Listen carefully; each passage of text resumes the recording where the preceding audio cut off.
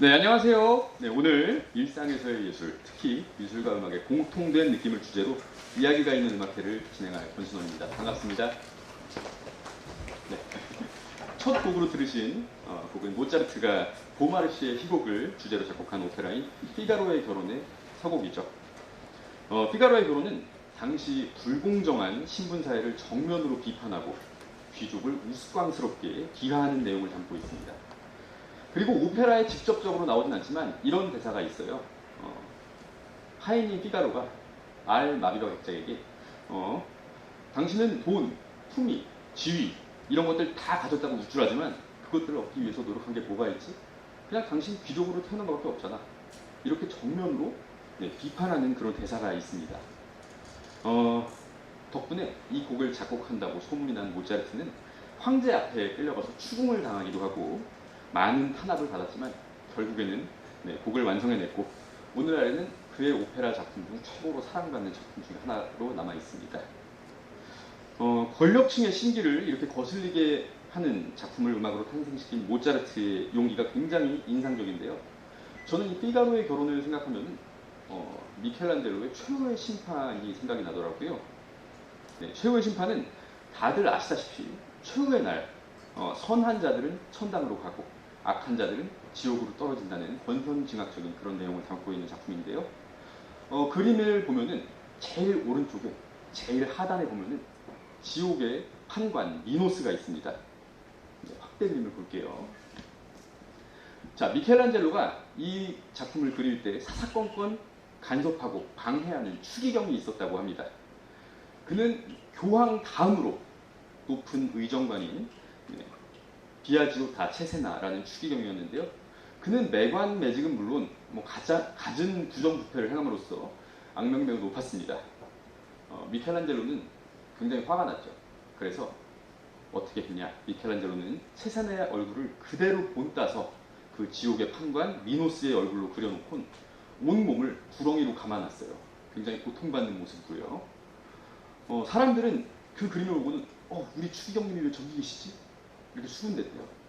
그리고 체세나는 너무너무 이제 창피하고 화가 나니까 교황을 찾아가서 제발 저 그림에서 저를 좀 지워주십시오.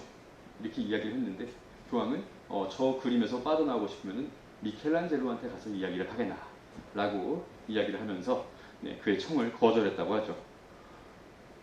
종교 지도자가 권력의 핵심을 누리던 르네상스 시절에 미켈란젤로는 최고 권력자의 부정부패를 대놓고 비판했죠. 당대의 권력을 정면으로 비판한 이런 예술가들의 용기에 피가로의 결혼이나 최후의 심판 같은 그런 걸작들이 나온 것이 아닐까 생각이 듭니다. 자, 그리고 다음 그림을 또 보겠습니다. 다음 그림. 클림트의 키스라는 그림인데요. 그냥 아무 생각 없이 본다면 그냥 남녀가 키스를 하고 있구나. 이렇게 하고 넘어갈 수도 있어요. 하지만 자세히 보면은 뭔가 좀 특이해요. 남성이 여성한테 키스를 하려고 하고 있고 여성은 조금 불안한 표정으로 고개를 돌리고 있어요. 그리고 그들은 꽃밭에 있는 것 같은데 실상 보면 뒤에 아무것도 없는 절벽이에요. 굉장히 불안한 상태임을 알 수가 있죠. 후대의 사람들은 어떤 얘기를 하냐면은 저 남자가 클린트일 것이고 저 여자는 에밀리 플래그일 것이다. 이렇게 얘기를 하는데요. 둘은 굉장히 오묘한 관계였어요. 클린트의 남동생인 에른스트와 에밀리 플래그의 언니인 헬레네 플래그가 결혼한 부부였어요. 그러니까 클린트와 에밀리 플래그는 약간 사돈 비스무리한 그런 거죠. 하지만 에른스트가 젊은 나이에 병에 걸려서 일찍 죽었어요. 그리고 에른스트의 아이를 클린트가 맡아서 후견인이 되었어요. 그러면서 이렇게 계속 교류가 계속 이렇게 가까워지면서 이제 진행이 되는데 그러면서 점차 더욱 묘한 가까운 관계로 발전하게 됩니다. 그리고 클린트가 에로틱한 작품들을 굉장히 많이 그렸는데 그 작품에 에밀리 플래그가 모델로 나서주기도 했어요. 그리고 이 둘은 여름에 여행도 같이 다니고 굉장히 자주 있는 게 자주 목격이 됐어요. 그래서 주위에서 수군댔죠. 저 두 사람 뭔가 있는 것 같다. 사람들은 그렇게 수군거렸습니다. 하지만 이런 세간의 시선 때문이었는지 둘은 결혼까지는 하지 않습니다. 결혼까지는 하지 않고 그렇지만 마지막에 클린트가 죽어갈 때 임종을 지켜주고 장례를 치러주고 또 그의 명성에 누가 될까봐 클린트와의 서신들을 다 불태우고 죽을 때까지 혼자 살았대요. 에밀리 플래그가. 어떻게 보면은 결혼한 부부보다도 더 애틋하고 가까운 관계가 아니었을까 이런 생각이 드는데요. 클린트는 이런 애틋한 마음을 그 키스라는 그림으로 표현을 해낸 것이죠. 그리고 저는 이 그림을 생각하면은 이 음악이 떠올라요. 잠깐 들어볼까요?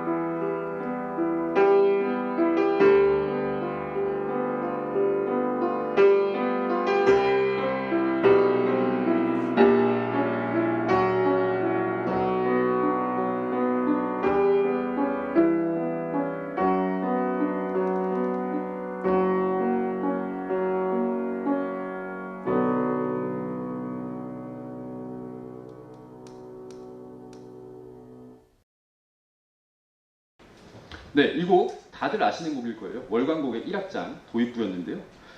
솔직히 어떤 느낌이 드셨어요? 이거 보통 음악을 전공하지 않은 어린 친구들한테 이 곡을 들려주는 느낌이 어떠니? 하고 물어보면은 좀 슬퍼요, 어두워요, 이렇게 이야기를 합니다. 맞죠? 그다지 이 곡이 밝은 느낌의 곡이라고 생각할 수는 없죠. 이 곡은 베토벤이 사랑했던 여인인 줄리에타 귀차르디에게 헌정한 곡입니다. 당시 20대 후반의 베토벤은 혈기왕성한 잘 나가는 피아니스트였어요. 그는 귀차르디 가문의 딸인 줄리에타와 연애를 하고 있었는데 평범한 음악가 집안의 아들과 귀족 가문의 딸, 이 둘의 연애. 그냥 예상할 수 있다시피 귀차르디 가문에서 반대가 굉장히 심했어요. 어떻게 그냥 평범한 음악가가 우리 귀족 가문의 일원이 될 수 있느냐? 굉장히 반대를 했대요. 그리고 베토벤 역시 앞으로 닥칠 현실이 어떨지 예상을 좀 했던 거죠. 그리고 실제로 줄리에타는 나중에 베토벤을 버리고 갈렌베르크라는 작곡가랑 결혼을 해요. 근데 여러분들 갈렌베르크라는 작곡가 아세요? 잘 모르실 거예요. 정말 작곡가로 따지면 베토벤한테 정말 아무것도 아닌 갈렌베르크라는 사람이 뒤에 호칭이 있어요. 백작이었어요. 그래서 줄리에타는 나중에 갈렌베르크 백작 부인이 되어서 머나먼 나폴리로 떠나버려요. 자, 베토벤이 이런 힘든 시기에 작곡했던 곡이 바로 이 소나타예요. 베토벤은 단 한 번도 이 곡에 월광곡이라는 별칭을 붙인 적이 없어요. 후대 시인이었던 레시타프가 이 곡을 듣고는 루체른 호수에 비치는 달빛 같다, 이런 이야기를 해서 이 곡의 별명이 월광곡이 된 것이고요. 1악장의 악보 첫 부분을 보시면 써 있어요. 줄리에타 귀차르디에게 헌정함, 써 있습니다, 실제로. 그리고 월광, 달, 문 이런 거 하나도 없어요. 그냥 소나타 꾸아지 판타지아, 환상곡풍의 소나타라고만 쓰여 있습니다. 그리고 2악장은 굉장히 밝은데 이례적으로 짧아요. 베토벤 소나타 2악장이 보통 몇 페이지는 돼야 되는데 한 페이지밖에 안 돼요. 밝은데 짧아요. 내가 행복할 날이 그렇게 길진 않겠구나, 이런 것을 알고 있음을 암시하는 것 같기도 하고요. 그리고 3악장에서는 분노가 몰아칩니다. 그래, 결국 이렇게밖에 될 수 없었어 라고 토로하는 그의 모습이 떠올려지기도 하는데요. 클림트는 키스라는 그림에서 이룰 수 없었던 애틋한 사랑을, 그리고 베토벤은 끝이 보이는 불안한 사랑을 각자의 언어로 표현해냈습니다. 베토벤의 월광 3악장, 제 연주로 들어보시죠.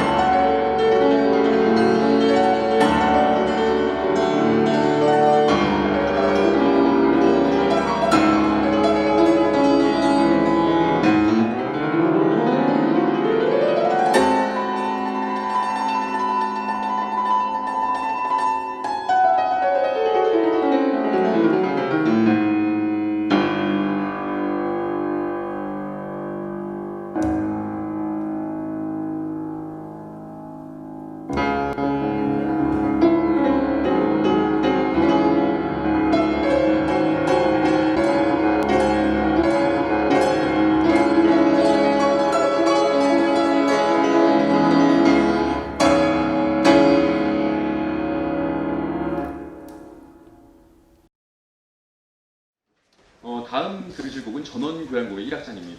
네. 베토벤이 직접 제목을 붙인 표제 음악의 시초라고도 볼 수 있는 그런 교향곡인데요. 베토벤이 귓병을 앓으면서 유행했던 하이켄 슈타트의 자연의 영감을 받아서 작곡한 곡입니다. 아름다운 자연과 전원을 생각하면 저는 떠오르는 화가가 있는데요. 장 프랑수아 밀레라는 화가입니다. 그는 농촌에서 농부의 아들로 태어나서 자연 속에서 자라났습니다. 그리고 나중에 출세를 위해서 파리로 와서 여기서 이제 전업 초상화가로 어느 정도 자리를 잡는데, 자리를 잡고 나서 그는 파리 외곽의 바르비종이라는 지역에 땅을 사고 거기서 이제 농사를 지으면서 농민들의 삶을 화폭에 담아내게 되는데요. 그는 키질하는 농부, 그리고 이삭죽기, 또 만종과 같은 그런 전원의 작품들, 전원 속에서의 농민들의 생활을 작품으로 담아냈고요. 이 작품들은 그냥 농민들의 삶이 평범하게 그 일상이 아니고 거룩하게 마저 보이는 그런 느낌이 들기도 합니다. 자, 밀레의 작품들과 함께 전원교향곡 1악장 감상하시죠.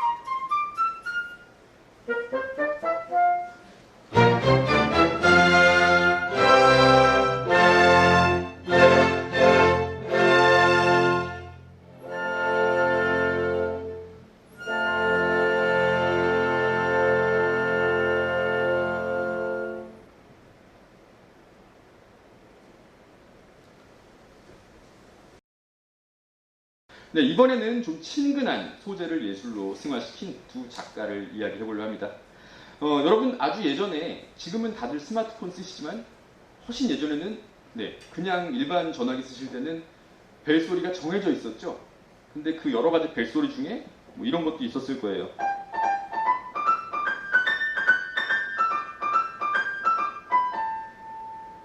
네, 이런 벨소리 기억나실 거예요.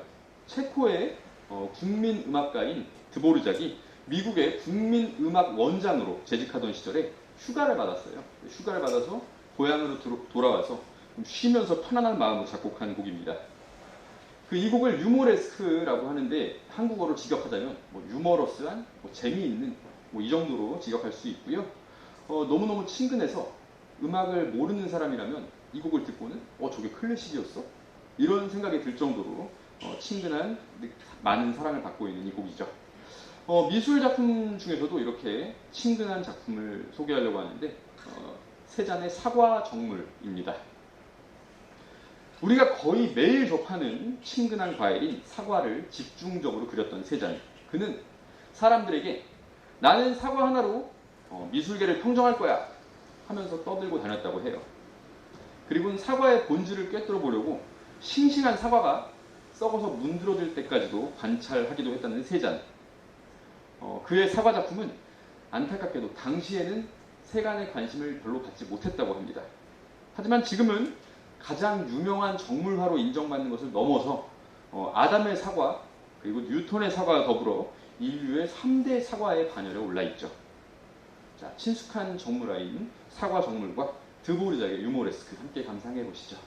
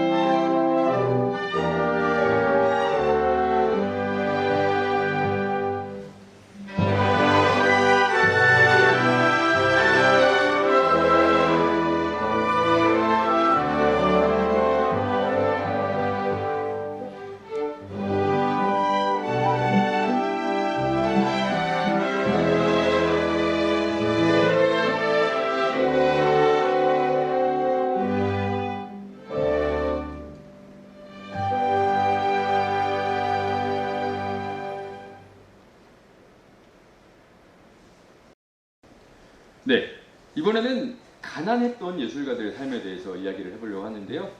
그림을 하나 볼게요. 네. 남편이 부인의 얼굴을 그린 그림이에요. 모딜리아니가 그린 잔 에비테른의 초상인데요. 세상엔 살아생전에 부와 명예를 거머쥐는 예술가가 있는 반면에 죽을 때까지 가난에 시달리고 또 일찍 생을 마감하고 사후에야 인정받는 예술가들도 있습니다. 그 모딜리아니가 극단적인 예예요. 젊은 시절에 베르트 베이유의 화랑에서 데뷔전을 갖게 되는데 누드화를 걸었어요. 근데 경찰이 그걸 철거해버려요. 데뷔전이 망한 거죠. 그리고는 데뷔전이 망해서 경제적으로도 굉장히 실패하고 그리고 겨울에는 땔감이 없어서 임신한 아내를 집에 도저히 있게 할 수가 없어서 친정에 보내놨대요. 그리고는 마지막까지 그림을 차디찬 방에서 그리다가 결국 일찍 요절하고 말아요.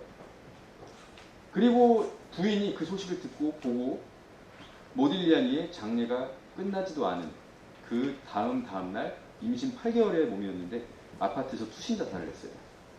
굉장히 비극이죠. 그런데 이 일이 벌어지면서 어떤 일이 벌어지냐. 모딜리아니가 그린 잔 에비테른에는 그런 프레임이 씌워져요. 죽음도 갈라놓지 못한 그들의 사랑. 그래서 모딜리아니가 잔 에비테른을 그린 작품들은 지금 정말 어마어마한 값어치를 자랑합니다. 하지만 안타깝게도 살아생전에는 그들이 그걸 누릴 수가 없었죠. 네. 이렇게 살아있을 때 고생만 하다가 죽고 나서야 인정받은 음악가는 누가 있을까 생각해보니까 저는 슈베르트가 떠올라지더라고요. 자, 영국의 평론가 조지 그로브가 이런 말을 했습니다. 창작하고 싶다는 한결같은 마음이 슈베르트만큼 강한 사람을 나는 본 적이 없다.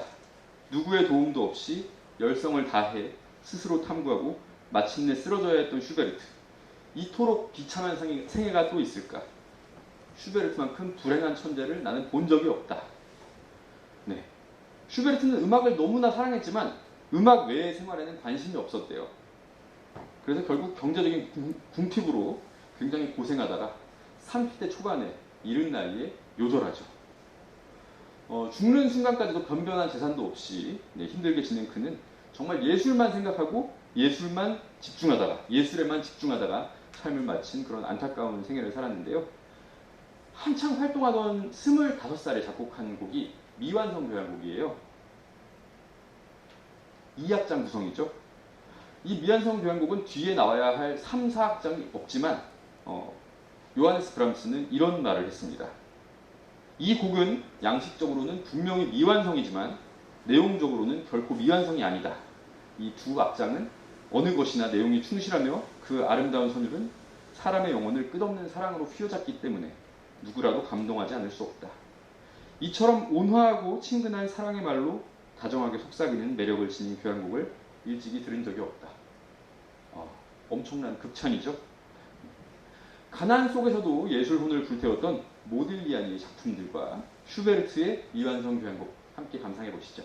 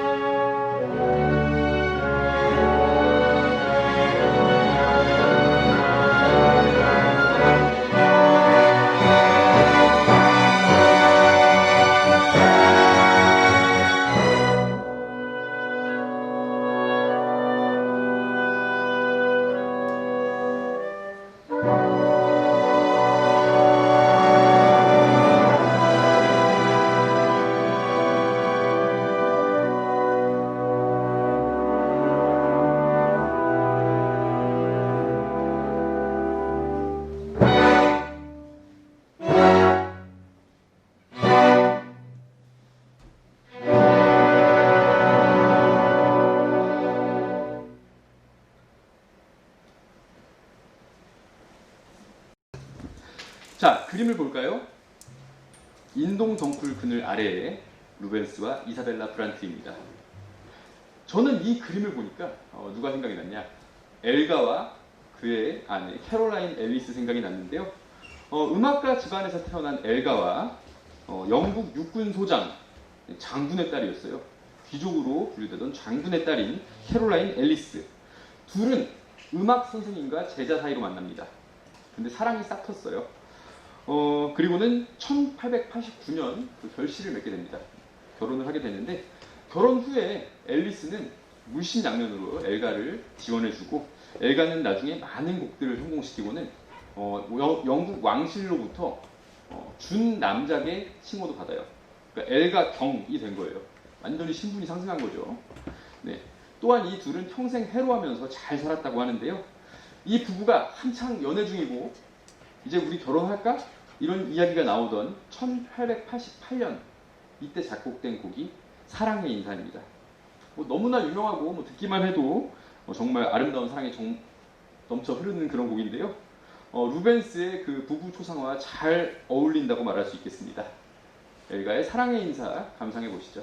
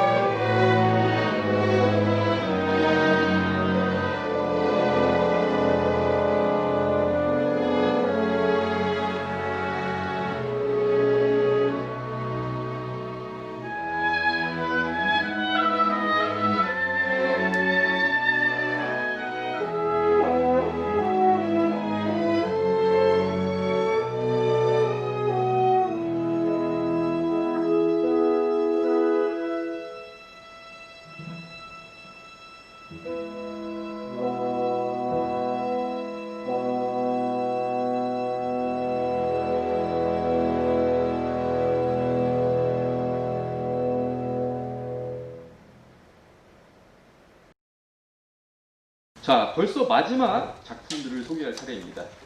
이 작품 볼까요? 에두아르 만의 풀밭 위의 점심 식사. 풀밭 위의 점심입니다. 멋진 옷을 잘 갖춰 입은 남자들.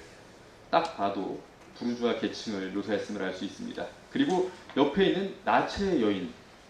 굉장히 사실적으로 묘사되어 있고 이 그림은 당대의 파리의 상류층 남성들의 도덕적 해이를 강력하게 질타하는 의미가 내포되어 있었고 이 그림은 엄청난 논란과 함께 만의 이름을 유명하게 만들어 주었습니다. 사람들은 도대체 어떤 용감한 화가가 이렇게 자극적인 소재로 그림을 그렸냐 하면서 떠들었고, 상류층 사교계에서는 마네의 이름이 단골로 등장하게 되었습니다. 게다가 마네의 아버지는 고위 법관이었대요.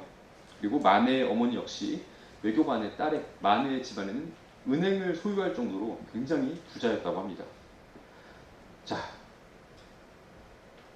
이런 부르주아의 전형이었던 마네, 젊은 마네, 반항심 넘치고 그리고 두려움 없는 마네가 저렇게 대놓고 동시대를 살고 있는 특정 계층의 도덕적 해이를 비판하는 내용의 그림을 그릴 수 있었다. 뭐 그런 의견도 있습니다.